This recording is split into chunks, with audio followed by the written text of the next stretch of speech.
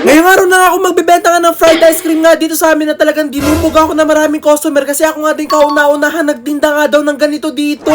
Mag-alaw na nga ito nung tanghali nung pinasetup ko na nga kilamang ring nga itong payong ko nga kasi ngayong araw na nga ako magbebenta nga ng ice cream roll. Nung isang araw pa nga ako excited nga dito kasi talaga ako nga din kauna-unahan daw magbebenta daw ng ice cream roll dito sa amin. Kaya naman nung na-setup na nga ni Mang Ray yung payong agad-agad na nga ako nagpatulong nga din kay Mang Ray para nga magbuhat nga nitong aking ice cream roll machine kasi napakabigat nga nito. At talagang habang nilalabas nga namin talagang doble ingat nga kami kasi kinakabahan nga kami kasi baka nga masira nga itong machine. Ito nga yung first time ko nga na magbibenta nga ng fried ice cream nga dito sa amin na talagang kinakabahan ako kasi baka nga walang bumili. Baka nga kasi hindi na nga kailangan ng mga customer ko nga ng ganito nga pampalamig kasi talagang sunod-sunod na nga pag-ulan nga dito sa amin. Hindi pa nga ako nakakapag-umpisa nga magtinda talaga machine pa nga lang yung nilalabas ko. Talagang pagod na nga ako kasi sobrang bigat nga talaga ng machine. Pero naging magaan na nga lahat nung nailabas ko na nga yung machine na talaga nailabas ko na nga rin yung mga kailangan natin para nga sa pagtitinda nga ng ice cream roll. Mga prutas nga yung ibebenta nga natin at gagawin nga nating ice cream roll kasi ito daw yung mas masarap daw gawing ice cream roll at talaga mas marami nga bibili. Kaya talagang binili ko na nga yung mga iba't ibang klaseng prutas para mas marami nga option nga yung mga customer para nga mas marami rin bumili. Nung ako yun na nga mga prutas nga at nasa ice ko na rin siya agad-agad ko na nga rin inayos nga itong ating mixture nga na gatas. Hindi nga kasi magiging ice cream roll nga yung mga prutas nga natin kung wala nga ganito kaya talaga ito nga muna ang ginawa ko. Nilagyan ko na nga rin siya dito ng heavy cream pati sinamahan ko na nga rin siya ng all-purpose cream tas nilagyan ko rin siya ng condense para mas lalo sumarap at tumamis. Nagulat nga ako dito kasi hindi pa nga ako nakakapagbukas nga pero meron na agad mga kambing nga na naghihintay nga dito sa akin tinitinda ng ice cream roll. Iba nga talaga pag ako nga talaga nagtitinda nga dito sa amin talaga iba't ibang klase nga ang bumibili sa amin pati nga mga kambing ay mapapabili na. At nung okay na nga lahat na-prepare ko na yung mga kailangan sa pagbibenta ng ice cream roll uumpisan ko na nga ang pagbibenta. Ay na, so tara na, magbenta na tayo. At talaga nilinis ko nga ng bonggang-bongga itong ating ice cream roll machine para talaga mas masarap at safe ngayon kakainin nga ng mga customer ko. Inopen ko na nga rin yung ating machine at tinawag ko na nga rin yung mga kanina pang customer na naghihintay kasi talaga excited na sila matikman nga itong aking binibentang ice cream roll. Ayan, so tara na nga, sisimulan na nga natin ang pagbibenta at siya ang ating unang customer. Anong sa'yo? Meron tayo ditong mango, ubas, orange, avocado, dragon fruit, saging, tas apple, green apple. Amazing! Ito? Ayan, ito daw kanyang gusto. At talagang kakabukas ko pa nga lang na itong aking ice cream roll pieces talaga mapapalaban na nga agad ako kasi sobrang haba na nga agad ng pila. Pero hindi nga lang din ako kinakabahan talaga na-excite nga rin ako kasi first time ko nga gagawa nga ng ice cream roll tapos iba't ibang prutas pa. Ito nga yung first time ko nga nagagawa nga ng ice cream roll nga nagawa nga sa dragon fruit kaya talaga excited na excited ako kung ano nga yung kakalabasan. Bago ko nga buksan yung machine talagang dinurog-durog ko nga muna itong dragon fruit bago ko nga siya lagyan nga ng ating mixture nga na gatas. At natadtad ko na nga siya na ayos, agad-agad ko na nga rin pinalamig nga itong machine at nilagyan ko na nga rin siya ng ating mixture nga na gatas para nga makagawa na tayo ng ice cream roll. At talaga namang sobrang nga ako natuwa kasi pagkalagay ko nga ng gatas naging color pink nga siya bigla. Di ko alam kung pink ba to o violet.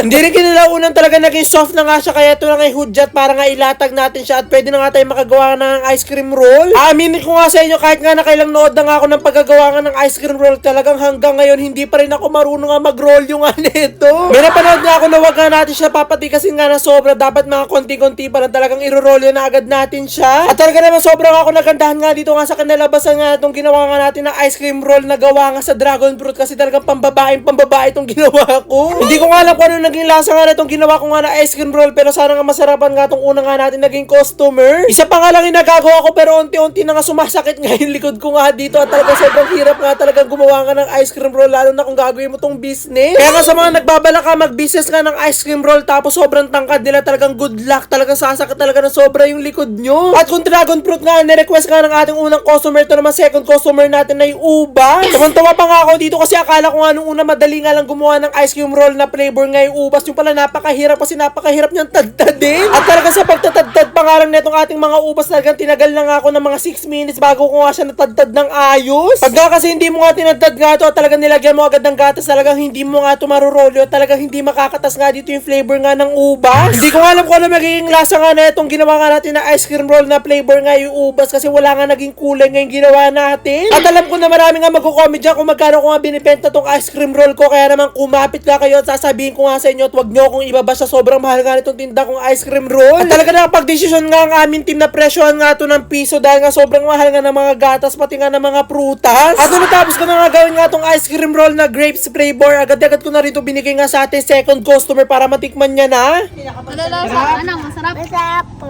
Wow! So, next naman natin ay avocado. At talagang kada tapos nga ng aking mga customer, talagang dire-diretso nga ako sa paggagawa nga nitong ice cream roll kasi mas lalo nga dumadami yung mga tao. At para mapabilis nga ang pagbebenta ko nga ng ice cream roll, talagang tinanong ko ng mga tao dito kung sino nga may gusto nga ng ice cream roll na flavor ay avocado. At marami nga talagang gusto nga ng avocado flavor nga ng ice cream roll, kaya talaga mas marami na nga akong gagawin para mas mabilis tayo makapagbenta at mas marami tayong mabigyan. At habang ginagawa ko pa nga lang tong avocado na ice cream roll, talagang natatakam na nga ako kasi sobrang bango niya nga. At sigurado nga ako na masasarapan nga talaga yung mga bumili nga nitong aking ice cream roll nga na avocado flavor. At dahil paulit-ulit na nga tayong gumagawa nga nitong ice cream roll, talaga unti-unti ko na nga rin natututunan kung paano nga i-roll yung ganito. Dapat pala talaga hindi mo masyado patitigasin nga yung pinakaibabaw nga nitong ating ginagawa nga na ice cream roll bago mo siya i-roll para talaga maging perfect. At dahil nga apat nga ang umorder nga ng avocado flavor nga nitong ating ice cream roll, talaga pinaghati-hati ko nga sila sa apat para talaga mabigyan natin silang lahat. Sinasabi ko nga na sa kanila na talagang kailangan nga lang nila ng patient ka kapag bibili nga sa akin kasi talaga hindi pa nga talaga ako biyasa nga sa paggagawa nga ng ganito. At maiba nga tayo dito habang nagbibenta nga ako nitong ice cream roll nga dito nga sa labas namin, talaga wini-wish ko nga na wag nga umulan. Dumidilim nga kasi ng dumidilim ngayong langit at talagang kinakabahan nga ako kasi baka pag bumuhos ngayong ulan talaga mabasa nga itong machine ko at masira. Buti nga sana kung napakagaan nga ng machine na to na kapag umulan nga talagang bubuhati mo lang siya papunta nga sa silong, kaso hindi kailangan mo talaga ng 2 tao para mabuhat to. Kaya talagang binibilis ako na nga paggagawa nga nitong ice cream roll para talaga mabigyan ko na nga lahat na nga ng customer kasi baka nga abutin pa kami dito ng ulan. At buti na nga lang talaga marami nga umorder nga ng ice cream roll nga na mango flavor, kaya talaga pinagbabalatan ko na nga lahat ng binili ko nga na mangga para nga magawa ko na nga sila lahat. 6 na katao nga kasi ang umorder nga ng ice cream roll nga na mango flavor, kaya talaga hindi ko nga alam kung mapagkakasya ko nga sa kanila to.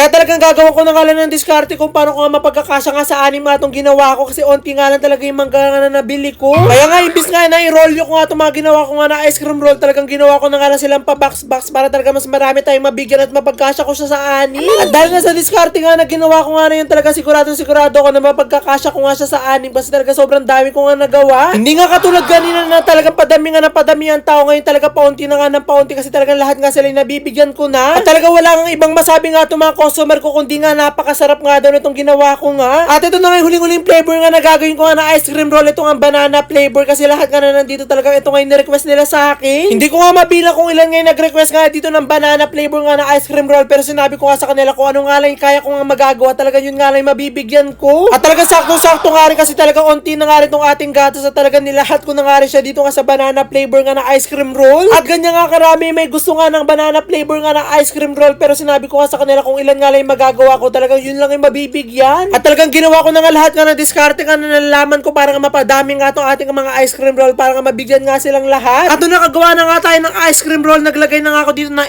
8 na cup nga, pero sinabi ko nga sa kanila na kung susobra nga itong ginawa natin ice cream roll, talagang dadagdagan ko pa ng cup. At talagang ginagawa ko na nga lahat para mapagkasya na nga natin itong mga ginawa nga natin na banana ice cream roll para nga talaga mabigyan natin sila lahat. Kahit nga hindi nga sila mabusog dito, matikman nga lang nila itong ginawa ko nga na banana ice cream roll, talagang okay na nga yun. At ginawa ko na nga lahat, pero 9 nga lang na cup nga ang nagawa ko, kaya talaga sinabi ko nga sa kanila na 9 na katao nga lang ay mabibigyan ko nga nito. Kaya naman nung nalagyan ko na nga ng mga kutsara nga itong mga ginawa nga natin, agad-agad ko na nga rin ipinamigay nga sa kanila para nga matikman na nga nila itong ating banana flavor na ice cream roll. At agad-agad ko na nga rin pinamigay nga sa kanilang lahat at talagang meron nga talaga ditong hindi nga mabibigyan kasi nga talagang kulang nga itong nagawa ko. Kaya talaga may binigay na nga lang ako na special gift nga doon sa hindi nga natin nabigyan. So yan, so tapos na nga tayo magtinda at naubos na nga ang ating customer. So ito na ating napagtindahan.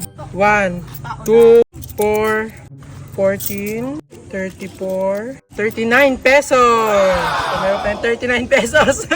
Mahal pa sa kuryente.